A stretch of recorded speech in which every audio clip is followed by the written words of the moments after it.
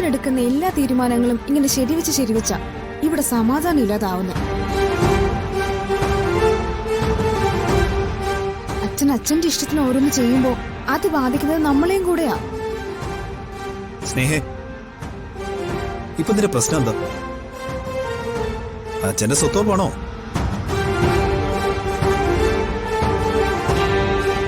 നിനക്ക് ഇട്ടുമൂടാനുള്ള തരുവച്ച. പിന്നെ നീ എന്തിനാ സ്വത്തിന്റെ പേരിൽ ഇങ്ങനെ വഴക്കുണ്ടാക്കുന്നേ? വഴക്കുണ്ടാക്കുന്നതല്ല, ഈ പറയുന്ന സ്വത്തുക്കളെല്ലാം അച്ഛൻ സന്ദീപേട്ടന്റെ മകളുടെ പേരിൽ എഴുതി വെക്കട്ടെ, എനിക്കൊരു പരാതിയില്ല. പക്ഷേ ആരാന്നും എന്താന്നും അറിയാത്തൊരു കൊച്ചിനെ ഞാനും കൂടെ അനുഭവിക്കേണ്ട സ്വത്തുക്കൾ എഴുതി കൊടുക്കുന്നതിനാ ഞാൻ എതിര് പറയുന്നത്.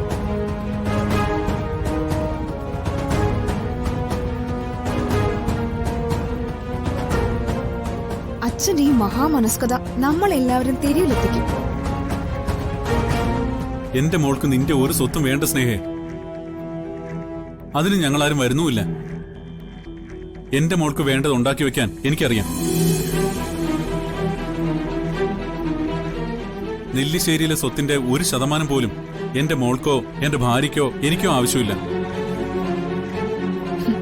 അത് സച്ചേട്ടനല്ലേ, ഭാര്യയ്ക്ക് അതിലാ നോട്ടം മുഴുവനും.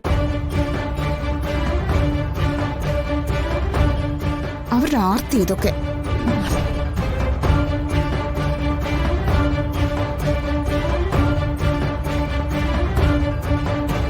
കുഞ്ഞുങ്ങളുണ്ടാവില്ലെന്ന് മനസ്സിലായപ്പോ സ്വത്തുക്കൾക്ക് വേണ്ടി എവിടെ നിന്നോ ഒരു കൊച്ചിനെ എടുത്തുകൊണ്ട് വന്നിട്ട് അവരങ്ങ് നാടകം കളിക്കോ.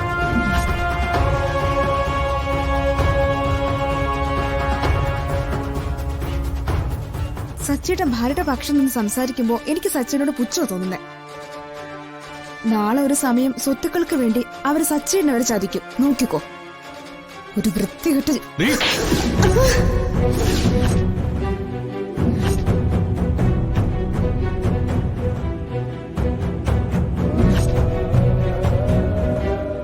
എന്നെ നീ എന്ത് വേണമെങ്കിലും പറഞ്ഞോ. എന്റെ അർച്ചനെ വല്ലതും പറഞ്ഞാ ഒന്നു കളയും ഞാൻ.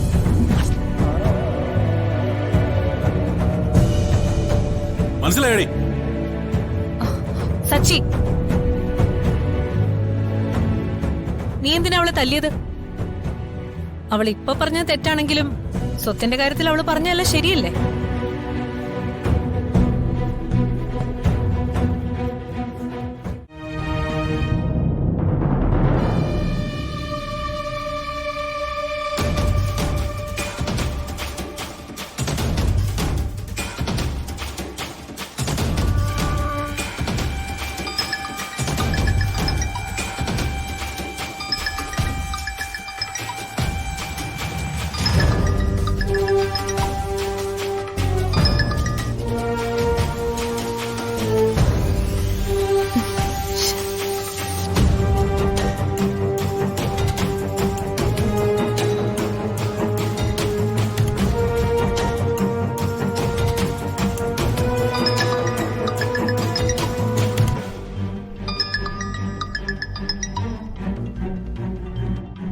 ഹലോ, നീ എവിടെയാ?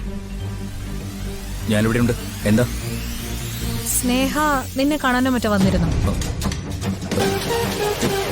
ഇങ്ങോട്ട് വന്നില്ല. എന്താ കാര്യം?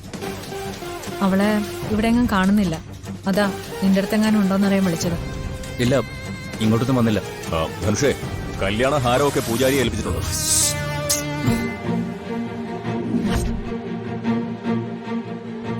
ഹലോ, സത്യം പറ, നീ ഇപ്പൊ എവിടെയാ?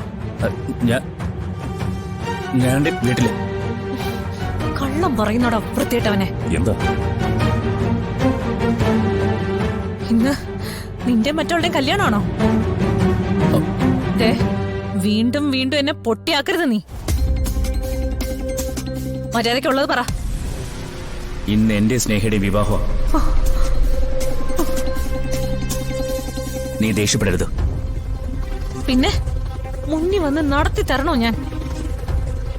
അതായിരുന്നു നീ ചെയ്യേണ്ടിയിരുന്നത്. നീ അങ്ങനെ ചെയ്യുമെന്ന് ഞാൻ കരുതിയത്. കാരണം ഇതൊരു ഡ്രാമ മാത്രമാണ്. ഡ്രാമ മാത്രമാണെങ്കിൽ അത് നീ എന്നോട് പറയുമായിരുന്നു. ഓരോന്ന് ഒളിച്ചും പാത്തും ചെയ്ത് പിടിക്കപ്പെട്ടപ്പോ ഡ്രാമയാണ് പോലും. അവന്തികെ, നീ ഞാൻ പറയുന്ന ഒന്ന് കേൾക്ക്. ഇപ്പൊ സ്നേഹ പറയുന്നത് ചെയ്യാനേ എന്നെ കൊണ്ട് കഴിയൂ. അവളുടെ എല്ലാ കൂത്തിനും നിന്ന് കൊടുത്തേ പറ്റൂ. അതുവഴി മാത്രമേ എനിക്ക് വീണ്ടും നെല്ലിശ്ശേരിയിലേക്ക് എത്താൻ പറ്റൂ. ഞാൻ മനസ്സുകൊണ്ട് ഒരു തരത്തിലും അംഗീകരിക്കാത്ത ഒരു വിലയില്ലാത്ത താലി അവളുടെ കഴുത്തിൽ കെട്ടുമ്പോ ധനുഷിന്റെയും അവന്തികയുടെയും ജീവിതം കൂടിയാ അവിടെ തുടങ്ങുന്നത്.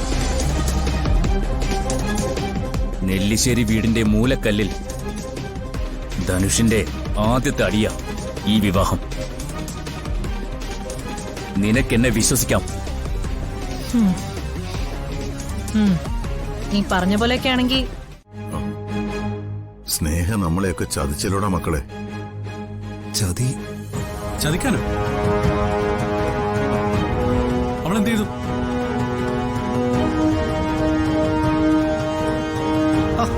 നിങ്ങൾ കാര്യം എന്താന്ന് പറയും? കാര്യം ഞാൻ പറയാം. സ്നേഹ ഇവിടെങ്ങും കാണുന്നില്ല.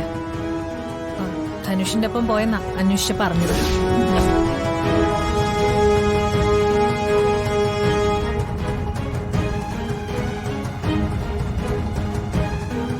സച്ചേട്ടാ, നമുക്കൊന്ന് പോയി അന്വേഷിച്ചിട്ട് വരാം.